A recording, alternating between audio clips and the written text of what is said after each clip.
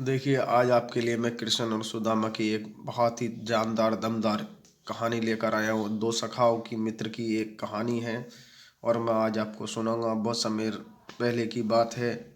बहुत समय पहले की बात है। कृष्ण और सुदामा एक गुरु के आश्रम में पढ़ते थे। किसके? एक ही गुरु के आश्रम में पढ़ते थे। दोनों पक्के मित्र थे। एक दूसरे पर जान छिड़कते थे। जान छिड़कने का मतलब एक दूसरे के लिए मर मिटने के लिए तैयार थे।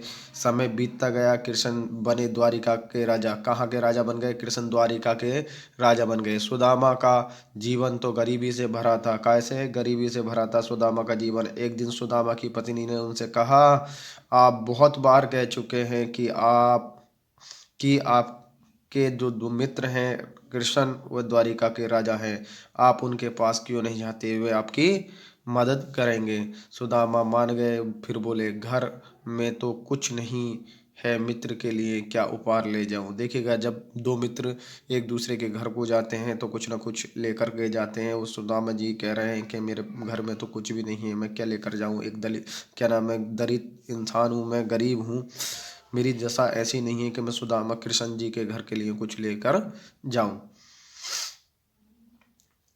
फिर बोले, घर में तो कुछ नहीं है, मित्र के लिए क्या उपहार लेकर जाऊं? तभी सुदामा की पत्नी पड़ोस से थोड़े से भुने हुए चावल ले आई। क्या ले आई? भुने हुए चावल ले आई और उनको पोटली में बांध कर सुदामा को दे दिया। सुदामा घर से चल पड़े और उनका मन डावाडोल हो रहा था। डावाडोल का मन, तरह तरह के उनके मन में ख्याल आ रहे थे। तरह तरह की बातें उनके मन में उठ रही थी। वे सोच रहे थे, कृष्ण अब इतने बड़े राजा हो गए हैं, अगर अगर उन्होंने नहीं पहचाना तो क्या होगा? चलते चलते आखिर में वे द्वारिका पहुंच गए। कृष्ण के महल के द्वार पर खड़े हुए द्वारपालों ने, देखिए, द्वारपालों ने पूछा, आपको किससे मिलना है? सुदामा ने कहा मेरा नाम सुदामा बोले, मेरा नाम सुदामा है, मैं अपने मित्र कृष्ण से मिलने आया हूँ। जैसे ही भीतर जाकर द्वारपाल ने कृष्ण जी को, सुदामा के नाम लिया, कृष्ण जी वैसे ही दौड़े बाहर चले आए।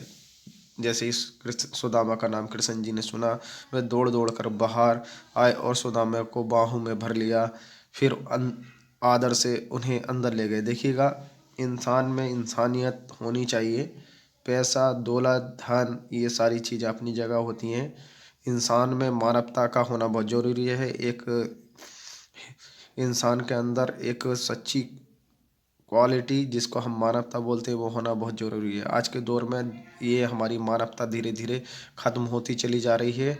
इंसान को अब पैसे से लगाव रह गया है। इंसान को सिर्फ इंसान से प्यार नहीं, पैसे से, धन दौलत से प्यार रह गया है। तो हमें भी कृष्ण सुदामा की से प्रेरणा लेनी चाहिए कि वो कितने बड़े द्वारिका के राजा थे और कृष्ण एक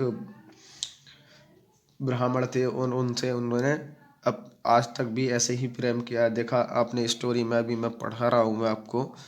तो वह अंदर आदर सम्मान के साथ उन्हें ले गए।